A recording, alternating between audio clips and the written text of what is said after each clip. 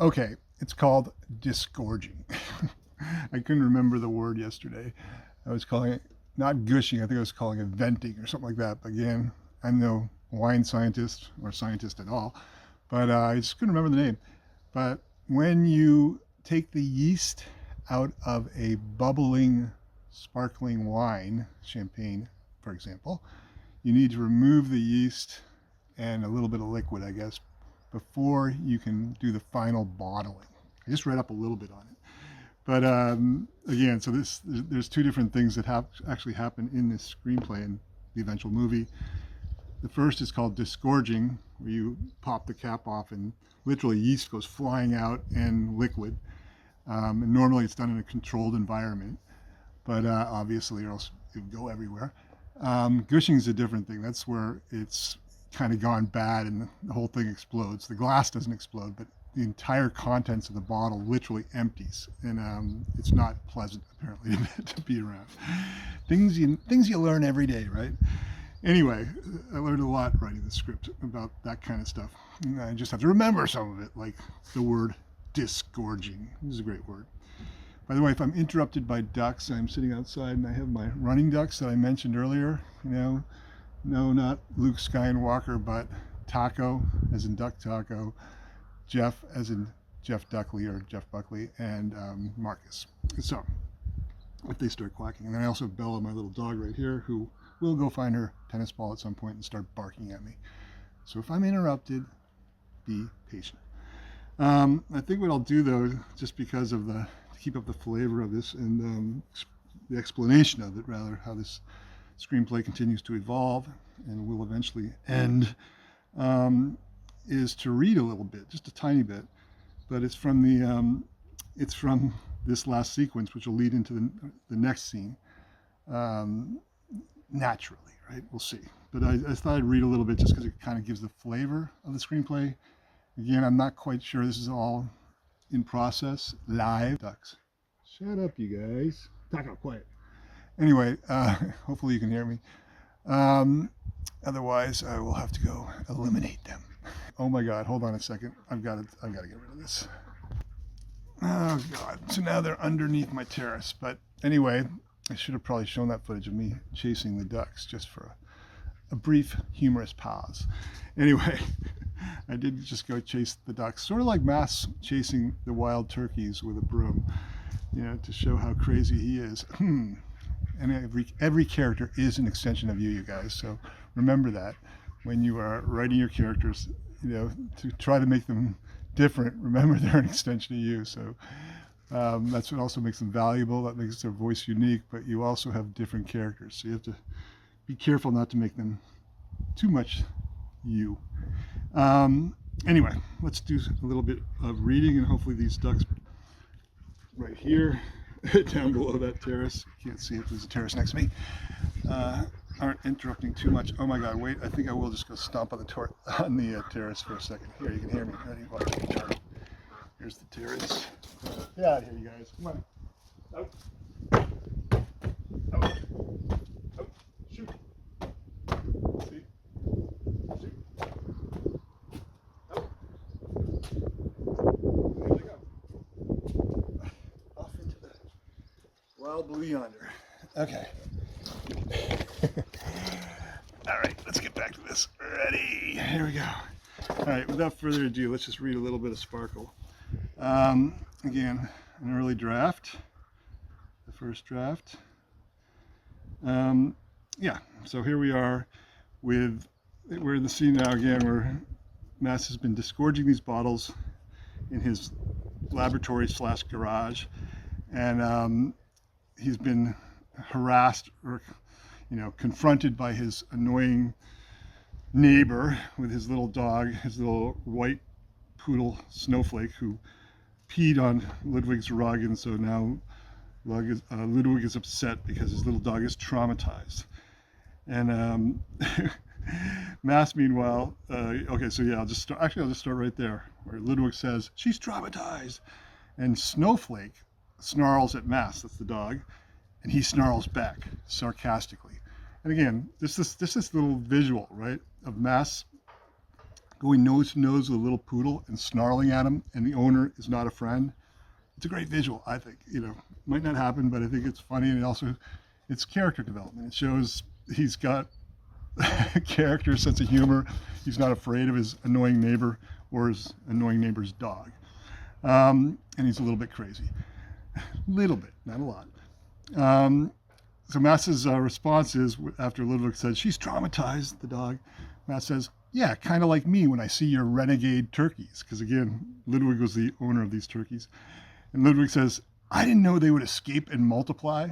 So again, just the thought that Ludwig had wild turkeys, which is unusual, or just had turkeys in general, but that they escaped, and to add insult to injury, they multiplied. And of course, then they started attacking his neighbor's grapes, his grape vineyard.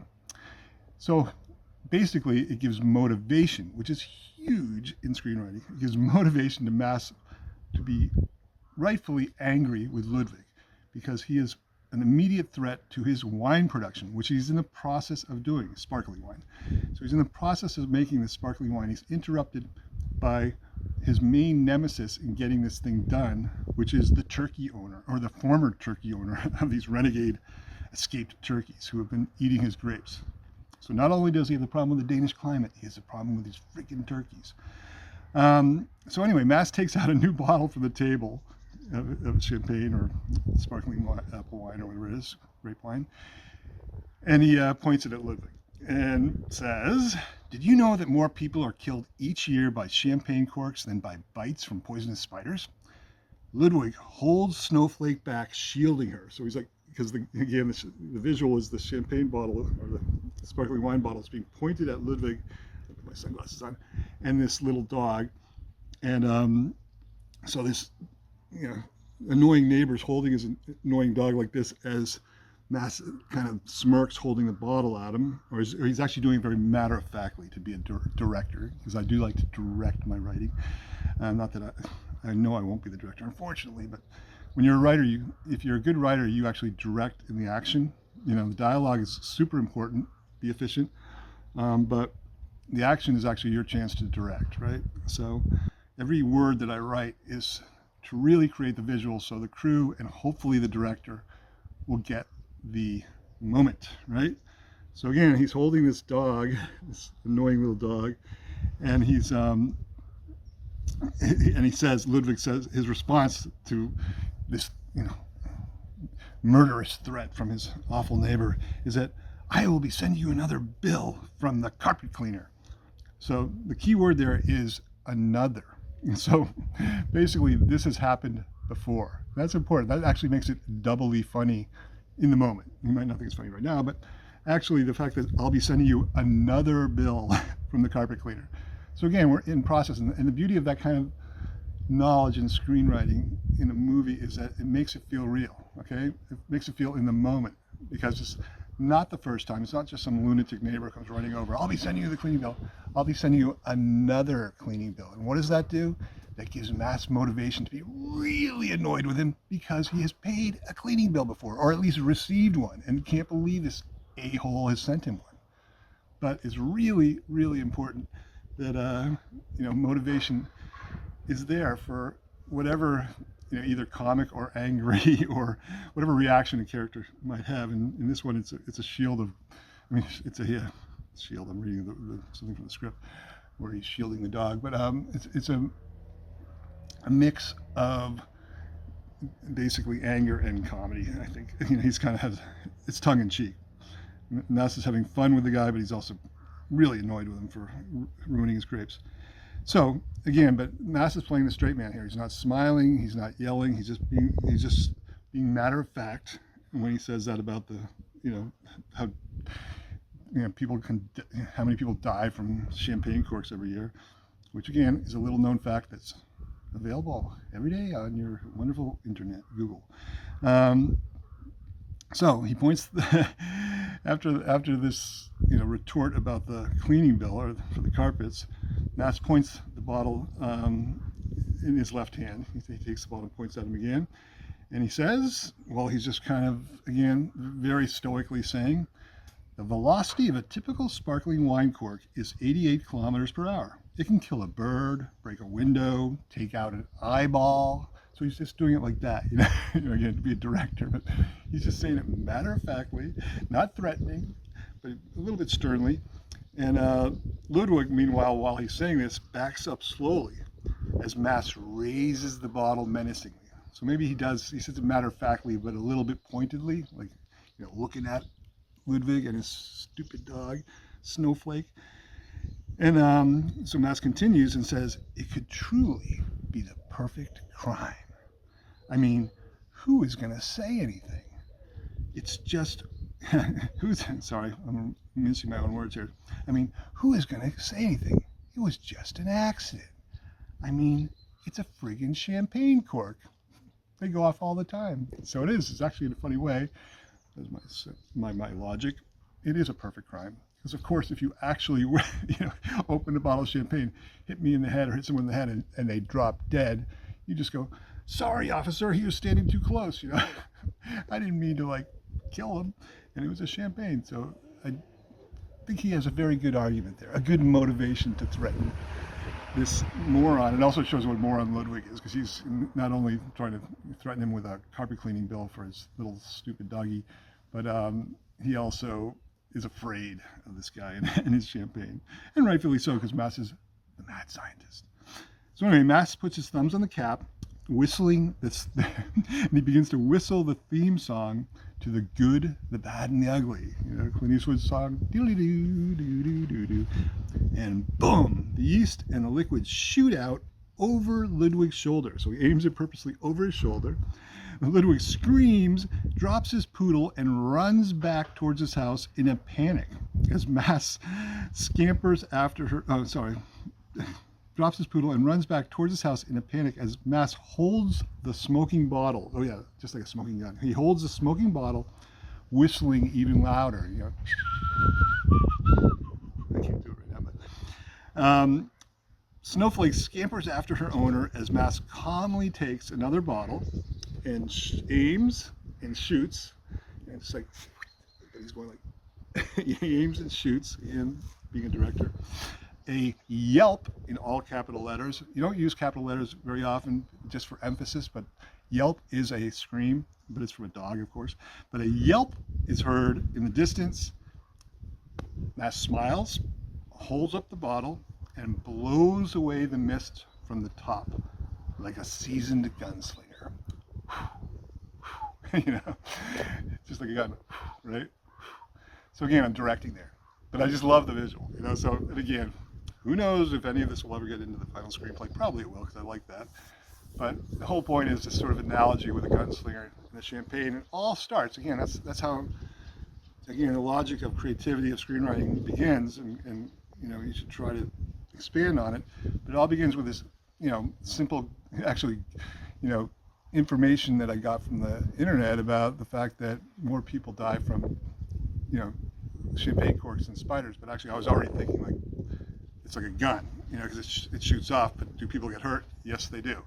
In reality, they do. More people die or get hurt rather than, I guess it's more people are killed by champagne corks. So they actually do die. Anyway, the bottom line is it's like a gun, right? And so I take that and I expand on it, right? I pull in the whole Clint Eastwood, the whole awesome Man with No Name, Good, the Bad, and the Ugly theme with the classic song, which I can't whistle for some reason today because I got parched lips, and the blowing the smoke like they do in a Western, all that. But if it's done correctly, it could really be a comic tearjerker, where you're really getting some good belly laughs. So hopefully it's done correctly, Mr. Director and actor out there, whoever you are. And so that's it. When he does this, and then you do what's called a smash cut, or just cut to interior classroom day, right? And so this is the next scene. So I spent 14 minutes explaining all that just to get us to scene number, what is it now, 5? We're back in the classroom, right? Comedy in threes. The importance of the scene is that Mass, again, the mad scientist at work. So we go from him in his laboratory and garage, rather, creating sparkling wine, creating alcohol, to now, I'll read the very first action, okay, not the dialogue this time. But the action is their interior classroom day. The students are all gathered around Mass, mesmerized as he mixes liquids from various beakers. So again, the mad scientist, right? So, and we just went from him being in his garage, now he's at work where he's basically doing the same thing. And guess what he's creating? Alcohol. Yes. But as he points out, not for drinking, right? So he actually is he's talking about it in scientific terms, like a biology teacher, so with the addition of the sugar and the yeast plus a decent airlock, fermentation begins with blah, blah, blah, blah. And Mariana actually finishes his sentence, because she's the tall, goofy, nerdy one. So she knows everything and basically says, and we'll read it actually. She writes, I write for Mariana, because again, Mariana's an extension of me, unfortunately, but I do separate her. I think I do it pretty good because I think of my old, classmate Donna Snelling, who was 6 years old or 8 years old last time I saw her.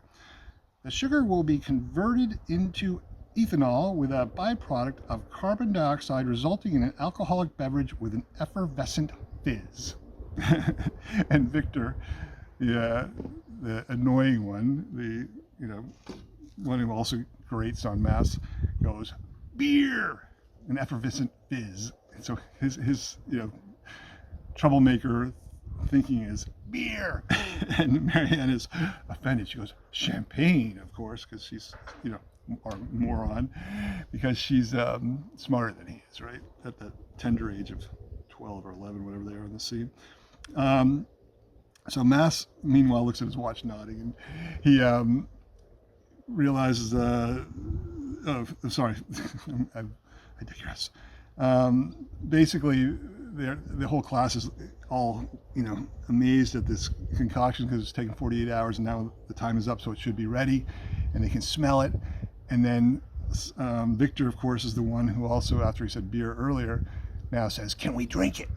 And Mass is like, absolutely not, you'll go blind. So in the earlier scene, it's sort of a callback. In the earlier one, he says, if I tell you which varieties of apples my grandfather used, I'll have to kill you all.